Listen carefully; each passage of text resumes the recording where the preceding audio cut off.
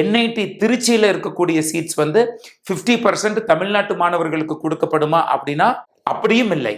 ஒன்று தமிழ்நாட்டிலேயே படிக்க வைக்கிறது, இன்னொன்னு அதர் ஸ்டேட்ல படிக்க வைக்கிறது. உங்களுடைய ஸ்டேட் என்ன, உங்க state of residence, for example உங்களுடைய ரேஷன் கார்டு, உங்களுடைய ஆதார் கார்டெல்லாம் இந்தியாவில் படித்தா தானே எங்களுக்கு அந்தந்த ஸ்டேட்ல இருக்கக்கூடிய என்ஐடியில் 50% சீட் ஹோம் ஸ்டேட் கோட்டா ரிசர்வ்னு சொல்லியிருக்கிறீங்க. நாங்கள் படித்தது வெளிநாடுகளில்.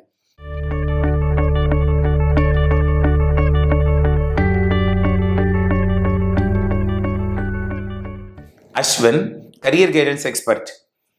ஜேஇஇ ஜாயிண்ட் என்ட்ரன்ஸ் எக்ஸாமினேஷன் மூலமாக இந்தியாவில் இருக்கக்கூடிய மாணவர்கள் தலைசிறந்த பொறியியல் கல்லூரிகளுக்கு செல்வதற்கு JoSAA joint seat allocation authority என்ற ஒரு கவுன்சிலிங்க்கு அவர்களுடைய ஜேஇ மெயின்ஸ் மார்க் வச்சுக்கிட்டு அப்ளை பண்ணுவாங்க. இதில் 4 பிராண்டட் நேமுக்கு கீழே அட்மிஷன்ஸ் போகும். ஒன்று வந்து Indian Institutes of Technology, National Institutes of Technology, Indian Institutes of Information Technology, centrally funded technical institutions. இந்த 4 பிராண்டட் இன்ஸ்டிடியூஷன்ஸில் ஒரே ஒரு branded institutions called National Institutes of Technology. அதாவது இந்தியா முழுக்க 31 நேஷனல் இன்ஸ்டிடியூட்ஸ் ஆஃப் டெக்னாலஜி இருக்கிறது.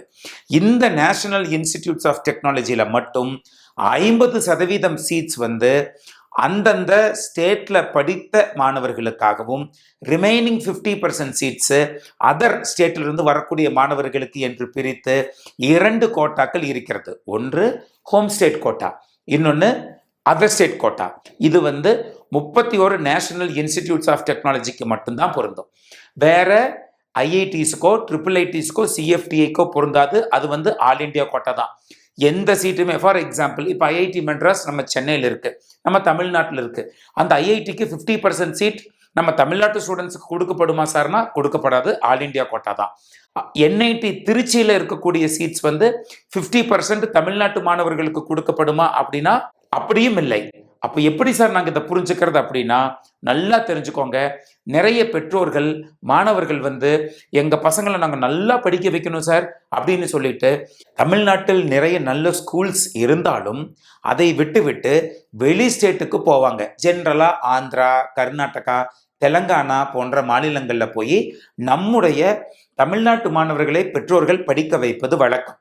அப்போது இதை படிக்க வைக்கிறதுல வந்து ஒன்று தமிழ்நாட்டிலேயே படிக்க வைக்கிறது, இன்னொன்று அதர் ஸ்டேட்ல படிக்க வைக்கிறது. ஃபார் எக்ஸாம்பிள் இந்த 50% ஹோம் ஸ்டேட் கோட்டாவுக்கு எலிஜிபிலிட்டி ஆக போறது யாரு அப்படின்னா, அவங்களுடைய +1 +2 தமிழ்நாட்டில் யாரெல்லாம் எழுதுறாங்களோ அவங்க தான் என்ஐடி திருச்சியில 50% சீட்டுக்கு ஹோம் ஸ்டேட் கோட்டாவுக்கு எலிஜிபிலிட்டி ஆவாங்க. இன்னும் உங்களுக்கு தெளிவா புரியுற மாதிரி சொல்றேன், கேளுங்க.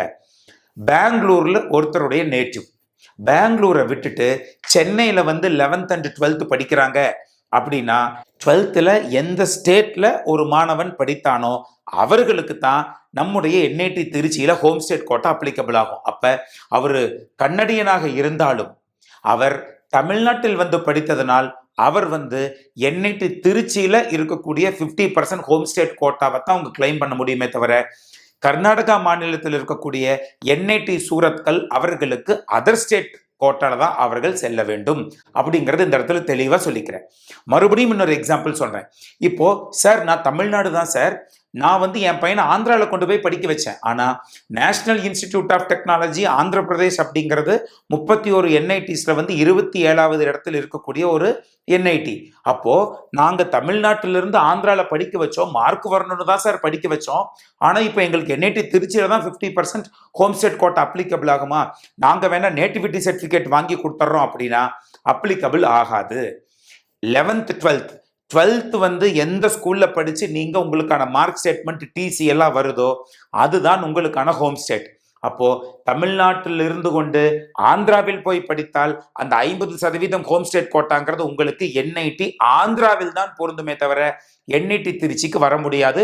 நீங்க எந்த சர்டிபிகேட் வாங்கி கொடுத்தாலும் எடுத்துக்கொள்ள மாட்டார்கள். இதுதான் ரூல் அப்படிங்கிறத தெளிவாக நம்ம மாணவர்கள் தெரிந்து கொள்ள வேண்டும்.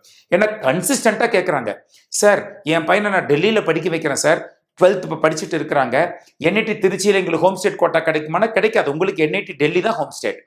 இன்னொரு கேள்விகள் நிறைய பேர்த்துக்கு வருது. சார், நாங்க இந்தியாவிலேயே படிக்கல, இந்தியாவில் படிச்சா தானே எங்களுக்கு அந்தந்த ஸ்டேட்ல இருக்கக்கூடிய என்ஐடியில் 50% சீட் ஹோம் ஸ்டேட் கோட்டா ரிசர்வ்னு சொல்லியிருக்கிறீங்க. நாங்க படித்தது வெளிநாடுகள்ல, நாங்க படித்தது கல்ஃப்ல, நாங்க ஒரு என்ஆர்ஐ. அப்போ நீங்க லாஸ்ட் வீடியோல சொன்னீங்க, as an NRI you are also eligible for JoSAA counselling அப்படின்னு சொன்னீங்க. எஸ் என் இந்தியனா. அப்போ நாங்க எப்படி சார் ஹோம் ஸ்டேட் கோட்டாவை அவைல் பண்றது அப்படின்னா, நீங்க என்ஆர்ஐயா இருந்தீங்கன்னா உங்களுடைய ஸ்டேட் என்ன, உங்க state of residence, for example உங்களுடைய ரேஷன் கார்டு, உங்களுடைய ஆதார் கார்டெல்லாம் இந்தியாவில் எங்க இருக்குதோ அந்த ஸ்டேட்ல வந்து நீங்க நேட்டிவிட்டி சர்டிபிகேட் வாங்கி கொடுக்க வேண்டும். அப்போ வெளிநாடுகளில் படித்த மாணவர்கள் அவரவர்களுடைய ஸ்டேட்ல வந்து நேட்டிவிட்டி சர்டிபிகேட் வாங்கி கொடுத்தால் அந்தந்த ஸ்டேட்ல இருக்கக்கூடிய என்ஐடியில் 50% சீட்டுக்கு அவங்க எலிஜிபிலிட்டி ஆயிடுவாங்க. ஆனால் இந்தியாவில் இருந்து கொண்டு அவர்கள் ஸ்டேட்டை விட்டு அதர் ஸ்டேட்ல போய் படித்தால் அந்த ஸ்டேட்ல இருக்கக்கூடிய என்ஐடிக்கு தான் அந்த 50% சீட் ஹோம் ஸ்டேட் கோட்டாவுக்கு பொருந்துமே தவிர திருப்பி நாங்க எங்க ஸ்டேட்ல இருக்கக்கூடிய 50% சீட்டை கொடுங்கன்னா கொடுக்க மாட்டாங்க. அப்போ இந்த என்ஐடியை பொறுத்த வரைக்கும் who will get NIT Trichy seat அப்படின்னு அந்த கேள்விக்கு வந்து பாத்தீங்கன்னா, யார் தமிழ்நாட்டில் அவர்களுடைய 12ஆம் வகுப்பை முடிக்கிறார்களோ அவர்களுக்கு தான் என்ஐடி திருச்சியில 50% சீட். இதுதான் ஆன்சர். அப்ப சில பேர் நினைக்கலாம், அப்ப எனக்கு என்ஐடி திருச்சியில சீட்டே கிடைக்காதான்னு. அப்படி கிடையாது. நீங்க தமிழ்நாட்டை விட்டு வேற ஸ்டேட்ல போய் படிச்சிருந்தீங்கன்னா நீங்க அதர் ஸ்டேட் கோட்டாக்குள்ளதான் வந்துக்கணும். அப்போ என்ஐடி திருச்சி மட்டும் உங்களுக்கு அதர் ஸ்டேட் இல்லை. நீங்க ஃபார் எக்ஸாம்பிள் தெலங்கானால போய் படிக்கிறீங்க, ஹைதராபாத்ல போய் படிக்கிறீங்கன்னா உங்களுக்கு என்ஐடி வாரங்கல் அப்படிங்கிறது ஹோம் ஸ்டேட் கோட்டா வந்துடும். அதர் ஸ்டேட் கோட்டால மீதம் இருக்கக்கூடிய 30 என்ஐடிக்களும் உங்களுக்கு பொருந்தும். அவ்வளவுதான். அப்போ என்ஐடி திருச்சியில தமிழ்நாட்டு பசங்க வெளி ஸ்டேட்ல போய் படித்தவர்கள் வர முடியுமா அப்படின்னா கட்டாயம் வரலாம். எதுல வர முடியாது? ஹோம் ஸ்டேட் கோட்டாவில் வர முடியாது. அதர் ஸ்டேட் கோட்டாவில் உள்ளே புகுந்து கொள்ளலாம். அப்போ இந்த அதர் ஸ்டேட் கோட்டா என்று வரும் பொழுது கட் ஆஃப் இன்க்ரீஸ் ஆயிரும். ஃபார் எக்ஸாம்பிள் ஹோம் ஸ்டேட் கோட்டால 99.2க்கு இசிஇ கிடைக்குது அப்படின்னா அதர் ஸ்டேட் கோட்டா என்று வரும்பொழுது 99.6 ஆர் 99.5க்கு தான் இசிஇ கிடைக்கும். இதுதான். அப்போ தெளிவா புரிஞ்சுக்கோங்க. நான் தமிழ்நாடு சார், நான் எங்க வேணாலும் போய் படிச்சுட்டு திருப்பி வந்து என்ஐடி திருச்சியில 50% சீட்டை எங்களால் எடுத்துக்க முடியுமா? எடுத்துக்க முடியாது அப்படிங்கிறத தெளிவா தெரிஞ்சுக்கோங்க. நீங்க படிக்கக்கூடிய அந்த ஸ்டேட்ல எந்த என்ஐடி இருக்கிறது என்று பார்த்து கொள்ளுங்கள். அந்த என்ஐடியில் உங்களுக்கு ஹோம் ஸ்டேட் கோட்டா 50% அப்ளிகபிள் ஆகும் என்பதை இந்த இடத்தில் நாம் சொல்லிக்கிறோம். ஸோ நெக்ஸ்ட் வீடியோவில் இன்னொரு முக்கியமான வீடியோவோட உங்களை வந்து நான் சந்திக்கிறேன். இம்பார்ட்டன்ட் கான்செப்ட்ஸ், இம்பார்ட்டன்ட் சாப்டர்ஸ், அதே போல என்னென்ன புக்ஸ் எல்லாம் நீங்க ப்ரிப்பேர் பண்ணணுங்கிற அந்த ஜேஇஇ சம்பந்தப்பட்ட எல்லாமே நம்மளுடைய careerguidance.ashwin.com அப்படிங்கிற வெப்சைட்ல அனாலிசிஸ் அண்ட் டவுன்லோட் செக்ஷன்ஸ்ல போட்டிருக்கிறோம்.